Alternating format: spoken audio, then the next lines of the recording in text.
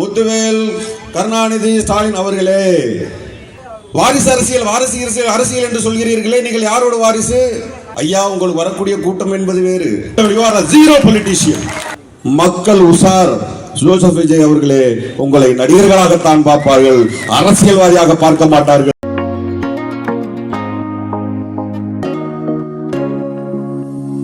மனித நேயருக்கு விழா இதுதான் பொருத்தமான விழா. இந்த விழாவை தலைமையேற்று நடத்தி கொண்டிருக்கக்கூடிய வெள்ளிவாக்கம் மேற்கு பகுதி கழக செயலாளர் என்னுடைய அருமை நண்பர் கூப்பி ஜெயின் அவர்களே, கிட்டத்தட்ட சட்டமன்ற மற்றும் நாடாளுமன்ற எலெக்ஷனுக்கு பிரச்சாரத்திற்கு செல்லும் பொழுது சில பேர் மட்டும் கடுமையான உழைப்பை நம்மால் பார்க்க முடியும். அந்த வகையில் அண்ணாநகர் மற்றும் வெள்ளிவாக்கம் தொகுதிகளில் பிரச்சாரத்திற்கு வந்த பொழுது எனக்கு நண்பரானார். அந்த உழைப்பு அலாதியானது. ஆகவேதான் நம்முடைய அமைச்சருடைய மனதிலே நீங்கா இடம்பெற்றிருக்கக்கூடிய அண்ணன் ஜெயின் அவர்களை முன்னிலை வைக்கக்கூடிய இந்து சமய அறநிலையத்துறை மற்றும் சென்னை பெருநகர வளர்ச்சி குழுமம் மட்டுமல்லாது கிழக்கு மாவட்ட செயலாளர் எங்களுடைய அருமை அண்ணன் அமைச்சர் அவர்களே,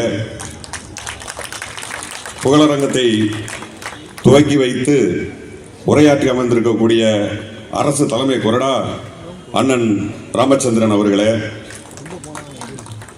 இங்கே நானும் ஒரு படம் எடுத்திருக்கிறேன் என்று அண்ணன் சொன்னார். நான் எந்த இயக்குநரிடமும் உதவியாளராக இல்லை. ஆகவே நான் நிச்சயமாக ஏகலைவன் போன்று கற்றுக்கொண்டவன் தான்.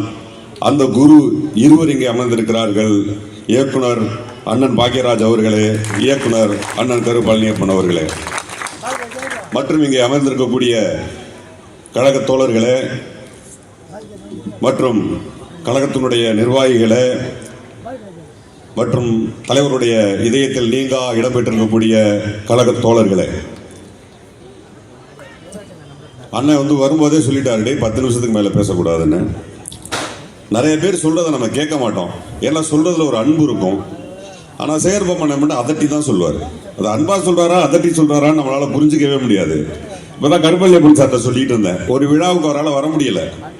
அப்போ எனக்கு ஃபோன் பண்ணி சொன்னாங்க, கருப்பள்ளியப்பன் சார் வரல, நீ பேசக்கூடிய நேரத்தை அதிகப்படுத்து. இன்னைக்கு குறைக்க சொல்லியிருக்கிறார், அன்னைக்கு அதிகப்படுத்த சொன்னார். அதிகப்படுத்துறதுனா நம்ம ஏற்கனவே ஒரு 3 பேப்பர்ல எழுதி எடுத்துட்டு வருவோம். 3 பேப்பர் முடிஞ்சு போச்சு.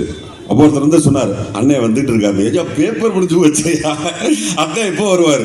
அன்னைக்கு ஒரு 3 பேப்பர் எழுதாமலே பேச வேண்டிய ஒரு சூழ்நிலை ஏற்படுத்தியவர் தான் நம்மளுடைய அமைச்சர் அவர்கள். 62 வயது இளைஞர், வயசை சொல்லிட்டு திட்டுவாரு. 62 வயது இளைஞர் இப்படி ஒரு ஓட முடியுமான்னு எல்லாம் கேட்டா, நான் தயவு செஞ்சு நான் ஓட மாட்டேன், வீட்டில் உட்காந்துக்கிறேன், எனக்கு அந்த அரசியலே வேண்டாம் என்று சொல்லிவிட்டு வீட்டுக்கு சென்று விடுவேன். எப்ப வீட்டுக்கு போனாலும் வீட்டில் இருக்க மாட்டேங்கிறாரு. எப்படி வீட்டில் சேர்த்துக்கிறாங்கன்னு எனக்கு தெரியல. மக்களுக்காக உழைப்பதை தவிர வேறு எந்த எண்ணமும் இல்லாமல் இருக்கக்கூடிய ஒரு அமைச்சராக இருக்கிறார். உங்களுக்கெல்லாம் தெரியாது, நீங்கள் ஒரு விழாவிற்கு செல்கிறீர்கள் என்று வெள்ளிவாக்கத்துக்கு வந்திருக்கிறீங்க. நான் அம்பத்தூரில் ஒருத்தரை சந்திக்கிறேன், அண்ணா நகரில் ஒருவர் சந்திக்கிறேன்னு வச்சுக்கோங்களேன். உங்களுக்கு தெரியாது என்னுடைய தேதி வாங்கப்பட்டு எத்தனை மாதங்கள் இருக்கும் என்று நினைக்கிறீர்கள். குறைந்தது 3 மாதங்களுக்கு முன்பாக வாங்கப்பட்ட தேதி இது. அப்ப எவ்வளவு அட்வான்ஸான உழைப்பு என்பதை நீங்கள் தெரிந்து கொள்ள வேண்டும். எவ்வளவு தூரம் அவர்கள் கீழ் வேலை செய்பவர்கள் இதை எவ்வளவு நுணுக்கமாக அர்த்தமாக தேதிகளை எல்லாம் முன்கூட்டியே அறிவித்து இதை நம்மளால செய்ய முடியுமான்னு கேட்டால் நினைச்சு கூட பார்க்க முடியாது. இதை இப்படி துல்லியமாக செய்பவர் மக்களுக்கு எவ்வளவு யோசித்து துல்லியமாக செய்வார் என்பதை நீங்கள் புரிந்து கொள்ள வேண்டும். சில நேரங்களில் கொஞ்சம் பொறாமையா இருக்கும். பேசாம இந்த தொகுதியில் பிறந்திருக்கலாமோ, கொஞ்சம் தள்ளி போயிட்டோமோ, நம்மளுடைய தேவைகளை பூர்த்தி செய்ய முடியலையே. நான் கிட்டத்தட்ட 10 அப்பாயின்மெண்ட் கேட்டு இது வரைக்கும் ஒரு அப்பாயின்மெண்ட் கூட கிடைக்கலையே. வீட்டுக்கு பக்கத்தில் இருந்தா டப்புன்னு போய் டோரை தட்டி போய் எல்லாத்தையும் கேட்டுருப்பேன் என்று எனக்கு தோன்றுகிறது. அந்த வகையில் தினமும் போய் டோர் தட்டி கேட்கக்கூடிய வசதியை பெற்றிருக்கிறீர்களே என்று சொல்லும் பொழுது எனக்கு மிகவும் சந்தோஷமாக இருக்கிறது. இந்த நேரத்தில் இங்கே வருகை தந்திருக்கக்கூடிய என்னுடைய அருமை சகோதரர் கழக பொறியாளர் அணி இணை செயலாளர், என்னுடைய அருமை நண்பர், இந்த தொகுதியினுடைய எம்எல்ஏ சகோதரர் வெற்றியாளர்களை விட்டுவிட்டு சென்று விட்டேன். நல்லதுதான், கொஞ்சம் லேட்டாக பேசும்போது அர்த்தமாக பேசலாம். அவரோட பயங்கர ரசிகன் நான். எதுக்குன்னு சொன்னா, நீங்க சிரிக்கக்கூடாது, சிந்திக்கணும். இன்னைக்கு இருக்கக்கூடிய ஒரு பிராண்டட் ஒரு ஷார்ட்ஸ், ஒரு டிஷர்ட், ஒரு கண்ணாடி, தொகுதிக்குள்ள சுத்திட்டு இருக்கிற ஒரு எம்எல்ஏ. எனக்கு அவ்வளவு சந்தோஷமா இருந்தது அந்த வீடியோஸ் எல்லாம் பார்க்கும்போது. ஒரு அப்டேட்டடான ஒரு எம்எல்ஏ உங்களுக்காக வேலை செய்வதற்காக கிடைத்திருக்கிறார். அவருக்காக நான் பிரச்சாரத்திற்கு வந்திருந்தேன். வந்தப்ப நான் சொன்னேன், படித்த ஒரு இளைஞர், ஒரு மிகப்பெரிய குடும்பத்திலிருந்து வந்தவர், அவருடைய உழைப்பு நிச்சயமாக உங்களுக்கு அர்த்தமுள்ளதாக இருக்கும் என்று நான் சொன்னேன். கிட்டத்தட்ட 4 வருடங்கள் ஒரு அர்த்தமுள்ள உழைப்பை உழைத்துக் கொண்டிருக்கக்கூடிய என்னுடைய அருமை சகோதரரை இந்த நேரத்தில் வாழ்த்துகிறேன்.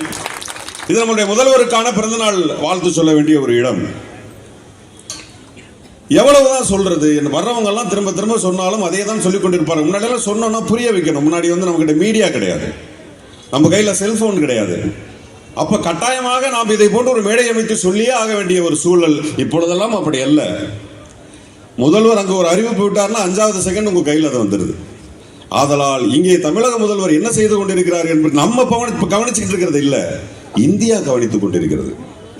ஒவ்வொரு மாநிலத்தில் இருக்கக்கூடிய முதல்வர்கள் கவனித்துக் கொண்டிருக்கிறார்கள். ஏன்னா அவர்கள் சிந்திக்காத அனைத்தையும் தமிழகத்தைச் சேர்ந்த முதல்வர் சிந்தித்துக் கொண்டிருக்கிறார். இங்கே ஒரு காலை சுற்றுண்டி என்ற ஒரு அறிவித்த பிறகுதான் மற்ற மாநிலங்களிலே அந்த அறிவிப்பு வருகிறது.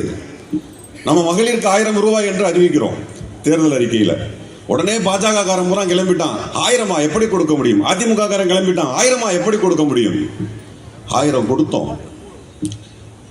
கர்நாடகா தேர்தலில் அவன் அறிவிக்கிறான், பாரதிய ஜனதா, நாங்கள் மகளிருக்கு 2000 கொடுப்போம் என்று அறிவிக்கிறான். நீ தானடா முடியாதுன்னு சொன்ன. ஆம், எப்பொழுதுமே அவர் முடியாது என்று சொல்வார்கள். தமிழகத்திலே அதை நாம் செய்து காட்டுவோம். அதற்கு பிறகு அதை அவர்கள் ஃபாலோ பண்ணுவான். இதுதான் அவனுடைய வேலை. அதை பார்த்ததுக்கு அப்புறம் இந்தியாவில் இருக்கக்கூடிய மற்ற முதல்வர்கள் எல்லாம் பார்த்தாங்க, இனி எவன் சொல்லதையும் நம்ப கூடாது, இனி ஒருத்தர் சொல்வதை மட்டும்தான் நம்பணும், ஒருத்தரை ஃபாலோ பண்ணா போதும், தமிழக முதல்வர் அவரை நம்ம ஃபாலோ பண்ணா போதும் என்கின்ற ஒரு நிலையை கொண்டு வந்து நிப்பாட்டி விட்டார். எனக்கு என்ன பெரிய வருத்தம்னா, கிட்டத்தட்ட அந்த கண்ணம்மான்னு ஒரு திரைப்படம் கதாநாயகனாக நடித்த பொழுது அங்கே ஷூட்டிங்க்கு வருவார் என்னுடைய தலைவர்கள், தளபதி அவர்கள். அப்போல்லாம் கடினமான உழைப்பாளி. அங்கே ஷூட்டிங்க்கு வருவார்னு பேர், அங்கே ஒரு 4 மீட்டிங்கை முடிச்சுட்டு தான் ஷூட்டிங்கே வருவார். அவ்வளவு பெரிய உழைப்பு. அப்படியெல்லாம் உழைத்த ஒரு கிட்டத்தட்ட தன்னுடைய 14 வயதிலிருந்து உழைக்கிறார். கோபாலபுரத்திலே அவர் ஒரு இயக்கத்தை ஆரம்பிக்கிறார். அன்று எம்ஜிஆர் அவர்களை வைத்து ஒரு நாடகம் போடுகிறார். தந்தை பெரியார் அவரோடு இணக்கமாக இருக்கிறார், எம்ஜிஆரோடு இணக்கமாக இருக்கிறார். அண்ணாவை தெரிந்திருக்கிறது, அண்ணாவை அழைக்கிறார். உடல்நிலை சரியில்லை என்றால் வர முடியாத சூழல் ஏற்படுகிறது. இருந்தும் அந்த விழா நடக்கிறது என்று எல்லாம் 14, 16, 18 வயதுகளை உழைத்தவரை தற்பொழுது நான் உனக்கு போட்டி என்று சொல்பவர் யார்? 14 வயதிலே நீ என்ன செய்து கொண்டிருந்தாய்? உன் தந்தையினுடைய திரைப்படத்தை பார்த்துக் கொண்டிருந்திருப்பாய். 16 வயதிலே நீ என்ன செய்து கொண்டிருப்பாய்? நான் கதாநாயகனானால் என்ன செய்வேன் என்று நினைத்துக் கொண்டிருந்திருப்பாய். 20 வயதிலே நீ என்ன செய்து, எல்லாம் எனக்கு தெரியும். நானும் அங்கிருந்து வந்தவனா, நானும் அதே துறையில் தான் இருக்கிறேன். ஒரு 50 வயதில் வந்து எனக்கு போட்டி திமுக என்கிறாயே, அது எந்த வகையில் அர்த்தமுள்ள வார்த்தை? நான் மீண்டும் சொல்கிறேன், இந்த வார்த்தையை சொல்கிறேன், எல்லோரும் எழுந்து கைதட்டுவார்கள் பாருங்கள். முத்துவேல், கருணாநிதி, ஸ்டாலின் எனும் நான் என்று சொல்ற பொழுது ஒட்டுமொத்த தமிழகமும் கண்ணீர் நல்கி பார்த்துக் கொண்டிருந்தது. காரணம், அனைவரும் விரும்பினர், இவர் வர வேண்டும் என்று விரும்பினர். நீங்கள் என்ன சொல்கிறீர்கள்? முத்துவேல், கருணாநிதி, ஸ்டாலின் அவர்களே, திரு ஜோசப் விஜய் அவர்களே, இது தவறு. ஜோசப் விஜய் அவர்களே, நீங்கள் என்ன செய்து கொண்டிருந்தீர்கள் 25 வயதில்? உங்களுக்கு தெரியும். நான் நிச்சயமாக அநாகரிகமாக பேச மாட்டேன், யாரையும் அநாகரிகமாக பேச விரும்பவும் மாட்டேன். திராவிட முன்னேற்ற கழகத்தை தெரிந்த பேச்சாளர்கள் யாரும் பேசுவதையும் நான் அனுமதிக்கவும் மாட்டேன், அதை நான் விரும்பவும் மாட்டேன். இருந்தாலும் சொல்கிறேன், நிச்சயமாக உங்களுடைய 20 வயதில் இருந்து 50 வயது வரையில் நீங்கள் செய்த வேலை என்ன? நடித்துக் கொண்டிருந்தீர்கள், கோடிக்கணக்கில் பணம் சம்பாதித்தீர்கள், வாரிசு அரசியல், அரசியல் என்று சொல்கிறீர்களே, நீங்கள் யாரோட வாரிசு? உங்களுடைய தாத்தா சினிமாக்காரர், மாமா சினிமாக்காரர், அம்மா சினிமாக்காரர், சின்னம்மா சினிமாக்காரர், அப்பா சினிமாக்காரர். நீங்கள் வாரிசு இல்லையா? உங்களுக்கு எதுவும் சந்தேகம் இருக்கிறதா? அதில் நீங்கள் வாரிசு தானே, நீங்கள் சினிமா வாரிசு. அரசியல் வாரிசு என்பது என்ன? அதை உங்களுக்கு புரிய வைத்து விடவா? தற்பொழுது ஈஸியாக உங்களுக்கு புரிந்துவிடும் என்று நினைக்கிறேன். ஆம், நான் அப்படித்தான் வந்தேன் என்று சொன்னீர்கள் என்றால், உங்களுடைய 14 வயதிலோ 15 வயதிலோ 16 வயதிலோ உங்களுடைய தந்தையார் திரைக்கதை வசனம் எழுதி கொண்டிருப்பதை நீங்கள் பார்த்திருப்பீர்கள். உங்கள் வீட்டிற்கு புரட்சி கலைஞர் விஜயகாந்த் அவர்கள் வந்திருப்பார், அவரோடு சினிமா பேசியிருப்பதை நீங்கள் பார்த்திருப்பீர்கள். ஆம், நீங்கள் குறை சொல்கிறீர்களே எங்களுடைய சின்னவர், அவர் 14 வயதிலே இந்திரா காந்தியோட ஒரு தாத்தா பேசிக் கொண்டதை பார்த்துக் கொண்டிருந்தார். உலக அறிவியலாளர் ஆரம்பித்து உலக அரசியல் உள்ள அத்தனை பேரும் தன்னுடைய தாத்தாவோடு பேசிக்கொண்டு பக்கத்திலே அமர்ந்து பார்த்துக் கொண்டிருந்தார். அவரை பார்த்து வாரிசு அரசியல் என்று நீங்கள் சொல்கிறீர்கள், மன்னராட்சி என்று சொல்கிறீர்களே. உங்களுக்கு நான் ஒரு விளக்கம் சொல்லட்டுமா? தமிழ்நாட்டின் முடிசூடா மன்னன் எங்களுடைய தளபதி அவர்கள். அவர் ஆட்சி செய்தால் மன்னராட்சியா? தமிழை அழிக்க நினைப்பவர்கள், தமிழனை அழிக்க நினைப்பவர்கள், கல்வியை தடுக்க நினைப்பவர்கள், அவர்களெல்லாம் எதிர்த்து போரிடக்கூடிய மன்னன் தான் எங்களுடைய மன்னன் என்று சொன்னால் இது மன்னராட்சி தான். ஆம், மீண்டும் சொல்கிறோம், இங்கே நடக்கிறது, தமிழகத்தில் நடப்பது மன்னராட்சி தான், மன்னராட்சி தான் என்று நான் அழைத்து சொல்கிறேன். ஜோசப் விஜய் அவர்களே, புரிந்துதான் பேசுகிறீர்களா? பெண்கள் பாதுகாப்பை பற்றி பேசுகிறீர்களே, எந்த பெண்ணிற்காக எங்கே நீங்கள் போராட்டம் செய்தீர்கள்? எந்த பெண்ணிற்காக நீங்க போராட்டம் பண்ணீங்க? மக்களுடைய போராட்டத்தில் இதுவரைக்கும் எந்த போராட்டத்தில் நீங்கள் கலந்திருக்கிறீர்கள்? சினிமாவிற்கான போராட்டங்கள் நிறைய உள்ளன, இன்னும் போராட வேண்டி உள்ளது. எதற்காக போராடினீர்கள்? கேரளத்தில் பெண்களுக்காக இழைக்கப்பட்ட அநீதிக்கு அங்கே ஒரு அமைப்பு உருவாக்கப்பட்டிருக்கிறது, அந்த நடிகர் சங்கத்தால். நீங்கள் நடிகர் தானே, வாருங்களேன், வந்து அமர்ந்த ஒரு அமைப்பை உருவாக்குங்களேன். என்ன அதுக்கடையில் மக்களை பார்க்க வந்துட்டீங்க? தமிழக மக்கள் ஏமாளிகளாக தெரிகிறார்கள் என்று நான் நினைக்கிறேன். அவருக்கு சினிமா பார்ப்பது வேறு ஐயா, உங்களுக்கு வரக்கூடிய கூட்டம் என்பது வேறு. இங்கே இருக்கக்கூடிய அத்தனை பேரும் விஜய் ரசிகர்கள் தான், நான் உட்பட. அது சினிமா. உங்களை நாங்கள் ரசிப்போம், கைதட்டுவோம், முதலாளாக வருவோம், டிக்கெட்டிற்காக சண்டை போடுவோம். ஐயா, நீங்கள் மிகச்சிறந்த நடிகர், ஏன் பாராட்டக்கூடாதா என்ன? நான் பாராட்டுகிறேன். ஒரு திராவிட முன்னேற்ற கழக மேடையிலே நான் உங்களை பாராட்டுகிறேன். ஐயா, நீங்கள் மிகப்பெரிய நடிகர், ஆனால் ஜீரோ பொலிட்டீஷியன். அதை நீங்கள் புரிந்து கொள்ள வேண்டும். Zero politician. யார் உங்களுடைய செயலாளர்? எங்கிருந்து எடுத்தீர்கள்? திராவிட முன்னேற்ற கழகத்தினுடைய செயலாளர் யார் தெரியுமா? பொருளாளர் யார் தெரியுமா? அவர்கள் அரசியல் அனுபவம் என்ன என்று தெரியுமா? இவ்வளவு சொல்கிறீர்களே, உங்க செயலாளருடைய பேர் என்ன? அதையே கிண்டல் பண்றாங்களே எல்லாரும். நீங்கள் லஞ்ச லாவணியத்தை பற்றி பேசுகிறீர்களே, மாவட்ட செயலாளருக்கு 15 லட்சம் கேட்பதாக வீடியோ வந்துகிட்டு இருக்குதா? என்ன லஞ்சத்தை ஒழிக்க போறீங்க? ஏன் நீங்கள் அதிமுகவை பற்றி பேசவே இல்லை? ஒரு கணக்கில் இருக்கிறீங்களா? ஐயா, அரசியல் என்பது திராவிட முன்னேற்ற கழகத்தை சேர்ந்த 12 வயது ஒரு சிறுவனுக்கு தெரியும் ஐயா. அவனையெல்லாம் உங்களால் ஏமாற்ற முடியாது ஐயா. ஒரு கணக்கு சொல்லிடுறேன் ஐயா. ஒட்டியானம் 1.5 கிலோ, கிரீடம் 1 கிலோ, பேனா தங்கத்திலான பேனா 60 கிராம், தலைவனுடைய முகம் பறித்த தட்டு 1, தங்க வாள் 1, தங்க வாட்சி 1, இதெல்லாம் இருக்கட்டும். அது 27 கிலோ. 1526 ஏக்கர் நிலங்களை கர்நாடக அரசு தமிழக அரசு ஒப்படைத்திருக்கிறது. அது லஞ்ச லாவணியத்தில் வந்தது இல்லையா? ஐயா, நீங்க எங்கே பேசினீர்கள்? இதை பற்றி யாரிடம் பேசினீர்கள்? அப்ப கூட்டணி வச்சுக்கலாம்னு கிளம்பிட்டீங்களா? ஐயா, அதனாலேயே நீங்க தோத்து போயிருவீங்க. உங்களுடைய எல்லா கணிப்பும் பொய்யாகி போகும் ஐயா. பார்த்துக் கொள்ளுங்கள். கட்சியை கட்டமைப்பை பற்றி, இளைஞர்களை பற்றி பேசுகிறீர்களே. இங்கே நிக்கிறவன் போறான் இளைஞ ஐயா. அங்கே யார் நிக்கிறான்? ஐயா, உங்க மூஞ்சியை பார்க்க வருவானுங்க ஐயா. நீங்கள் நடிகர் ஜோசப் விஜய் அவர்களே, நீங்கள் நடிகராக இருக்கும் பொழுது இந்த கூட்டம் கூடும். உங்களை எம்ஜிஆர் என்று ஒப்பிட்டுக் கொள்ளாதீர்கள். அதற்கு எடுத்துக்காட்டை நானே பேசி இருக்கிறேன். அண்ணன் சிரஞ்சீவி அவர்களுக்கு நிகழ்ந்த அதே கொடுமை உங்களுக்கு நடக்கும்.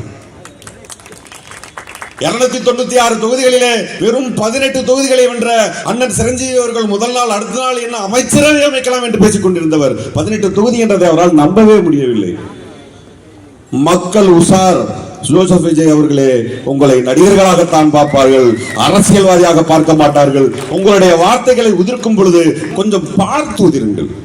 நான் தான் சொன்னேன், ஏன் உங்க ஜோசப் விஜய் அவர்கள், உங்களுடைய கட்சியின் தலைவர் அவர்கள் மறைமுகமாக பேசுகிறாரே, எங்கள் தலைவரை பெயரை சொல்ல மாட்டாரா என்று சொல்லும் பொழுது அவருடைய கொள்கை பரப்பு துணை செயலாளர் சொன்னார், அண்ணன் போஸ் வெங்கட் அவர்களே, எங்கள் தலைவர் சொல்லிவிட்டார், உங்களுடைய தலைவர் பெயரை பார்த்தீர்களா? சொல்லிட்டாரா? டே, நெருப்புல கால வச்சுட்டாரா? சூறாவளிக்குள்ள தலையை விட்டாரா? நாங்கள் காத்துனீங்களே, அதுதான் இன்னைக்கு மிகப்பெரிய மீம்ஸ். நீங்கள் சரியாக பேசியதாக சொல்ல அத்தனை இன்னைக்கு காமெடியா. புரிந்து கொள்ளுங்கள், அரசியலுக்கு அடிப்படை தேவை. போஸ் வெங்கட் நீயும் நடிகர் தானே?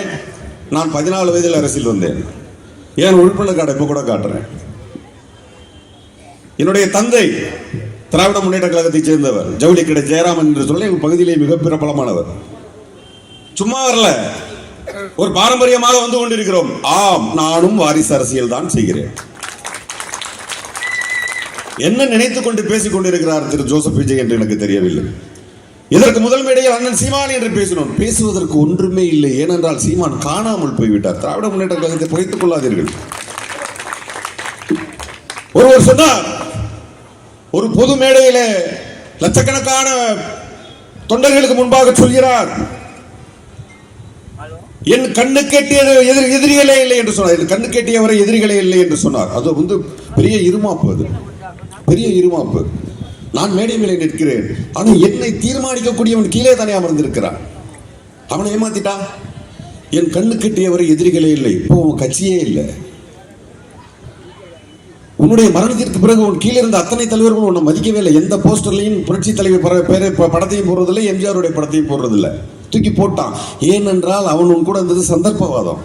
அவன் பொறுப்பிற்காக இருந்தான், பணம் சம்பாதிப்பதற்காக இருந்தானே தவிர அவன் உங்களிடம் உண்மையாக இல்லை. அது திராவிட முன்னேற்ற கழகத்தில் எந்த காலத்திலும் கிடையாது.